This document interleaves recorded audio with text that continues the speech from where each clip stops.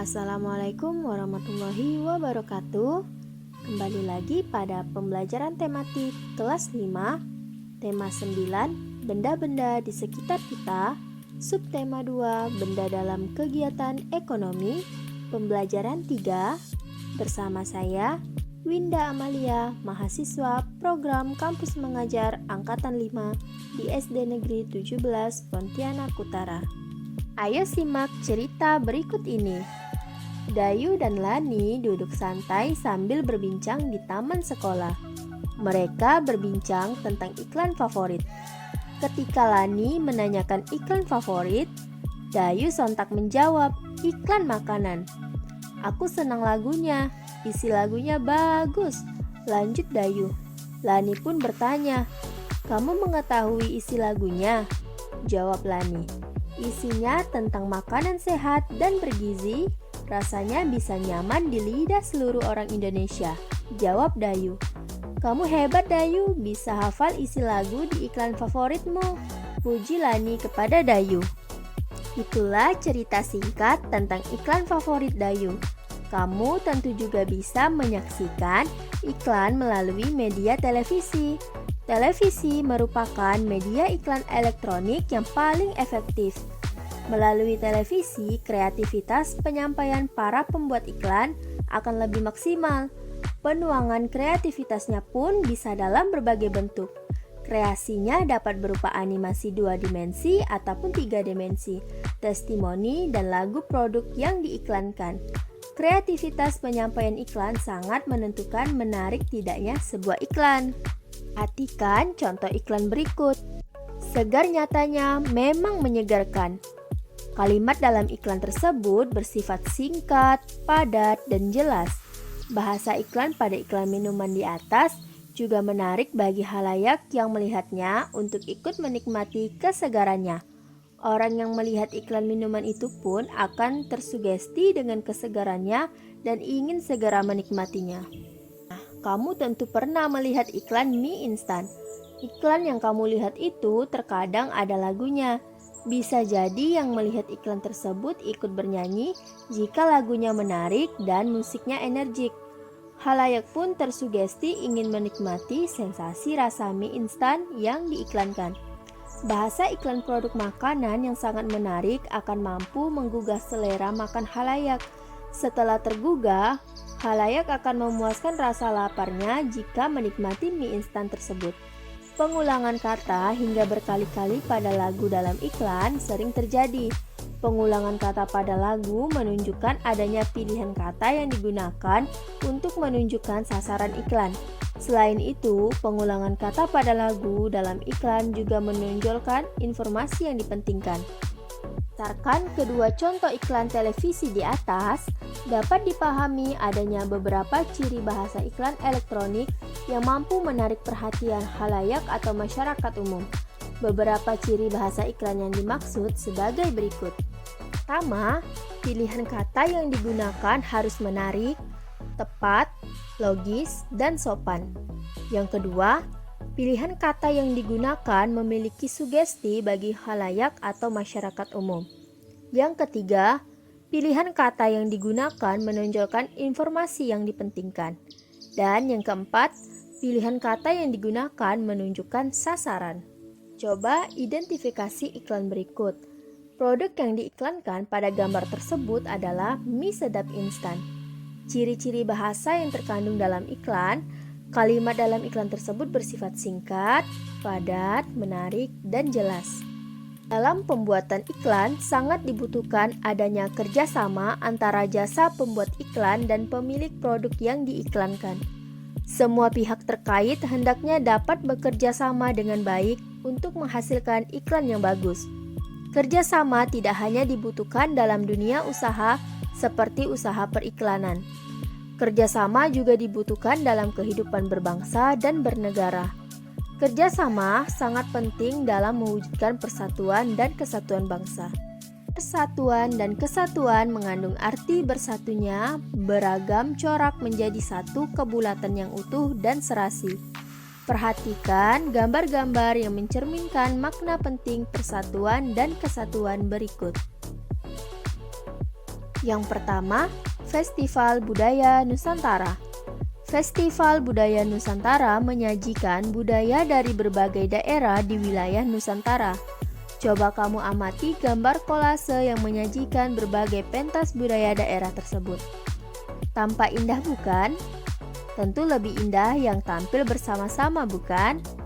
Itulah makna pentingnya persatuan dan kesatuan dalam menjalin kebersamaan dan saling melengkapi antara satu sama lain. Yang kedua, toleransi dan hidup berdampingan dalam perbedaan. Masyarakat Indonesia dikenal kemajemukannya. Salah satunya kemajemukan agama. Kemajemukan masyarakat Indonesia bukan penghalang untuk tetap menjaga persatuan dan kesatuan bangsa. Sebaliknya, kemajemukan yang ada justru menjadi modal yang kuat untuk memperkukuh persatuan dan kesatuan bangsa. Yang ketiga adalah semangat kekeluargaan dan tolong-menolong. Menjalin rasa persahabatan, semangat kekeluargaan, dan tolong-menolong tercermin pada kegiatan gotong royong antar warga masyarakat. Dalam kegiatan gotong royong, semua perbedaan ditepiskan. Anak-anak, negara Indonesia kaya akan kebudayaan. Kamu telah memahami beragam kebudayaan Indonesia, mulai dari tarian daerah, nyanyian daerah, sampai rumah adat. Kekayaan budaya daerah Indonesia dikenal hingga ke luar negeri. Salah satu cara bangsa Indonesia mengenalkan kebudayaan daerah kepada dunia internasional yaitu melalui pementasan beragam kebudayaan daerah di tempat-tempat pariwisata. Dalam hal ini ada andil besar dari Dinas Kepariwisataan. Untuk mengenalkan berbagai kebudayaan daerah, tentunya Dinas Kepariwisataan melakukan kerjasama dengan para penyedia jasa kepariwisataan. Penyediaan jasa kepariwisataan ini termasuk usaha ekonomi, karena penyedia jasa kepariwisataan melakukan usahanya demi memenuhi kebutuhan hidupnya. Dengan demikian, penyedia jasa kepariwisataan telah melakukan kegiatan ekonomi. Apa kegiatan ekonomi itu? Apa saja jenis usaha dalam kegiatan ekonomi? Simak penjelasannya berikut ini. Manusia mempunyai beragam kebutuhan untuk melanjutkan kehidupannya. Untuk memenuhi beragam kebutuhan tersebut, manusia melakukan kegiatan yang disebut kegiatan ekonomi. Kegiatan ekonomi setiap orang berbeda-beda, tentu saja sesuai kemampuan masing-masing. Apa saja bentuk usaha dalam kegiatan ekonomi masyarakat Indonesia? Berikut berbagai usaha dalam kegiatan ekonomi masyarakat Indonesia. Pertama, pertanian. Usaha pertanian merupakan usaha yang paling banyak ditemukan dalam masyarakat Indonesia. Hal ini sesuai dengan keadaan alam Indonesia sebagai negara agraris. Hasil pertanian Indonesia antara lain padi, jagung, ubi, dan palawija. Yang kedua, perkebunan. Perkebunan merupakan usaha pemanfaatan lahan dengan tanaman-tanaman keras. Perkebunan dapat dibedakan atas perkebunan rakyat dan perkebunan besar. Perkebunan rakyat adalah perkebunan yang dikelola oleh rakyat. Perkebunan besar biasanya dikelola oleh pemerintah atau perusahaan perkebunan. Hasil perkebunan besar biasanya ditujukan untuk ekspor sehingga dapat menghasilkan devisa bagi negara. Contoh hasil perkebunan antara lain karet, kelapa, kelapa sawit, dan tebu. Yang ketiga, peternakan. Peternakan adalah usaha memelihara binatang piaraan yang diambil manfaatnya.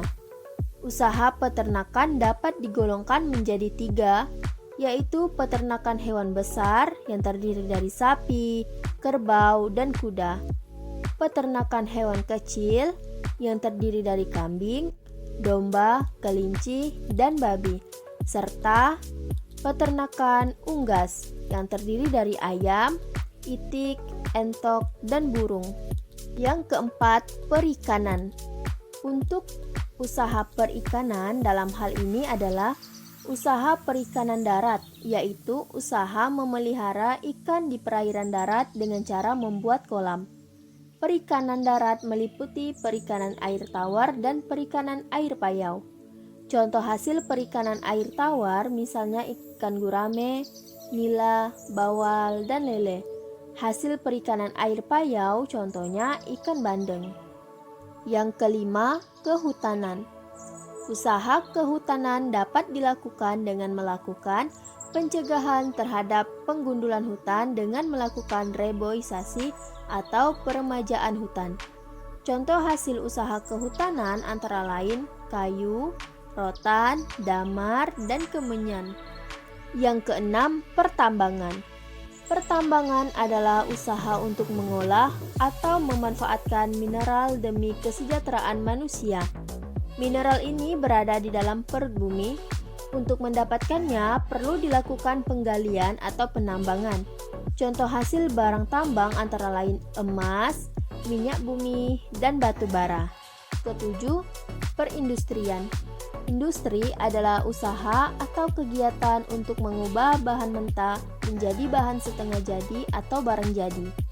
Contoh hasil industri adalah benang menjadi pakaian, pengolahan ikan menjadi ikan kaleng, dan karet menjadi ban. Yang kedelapan, perdagangan. Perdagangan adalah kegiatan yang bertujuan menyalurkan barang dan jasa dari produsen ke konsumen. Barang-barang yang diperdagangkan merupakan hasil-hasil pertanian, peternakan, perikanan, hutan, dan barang-barang hasil industri. Nah, yang terakhir adalah jasa. Usaha jasa adalah usaha menyediakan jasa, bukan produk untuk mendapatkan keuntungan atau laba. Usaha-usaha dalam bidang jasa antara lain usaha becak, ojek, angkutan umum, dan bidang pariwisata. Nah, itulah tadi penjelasan pada tema 9, subtema 2, pembelajaran 3. Terima kasih. See you in the next class.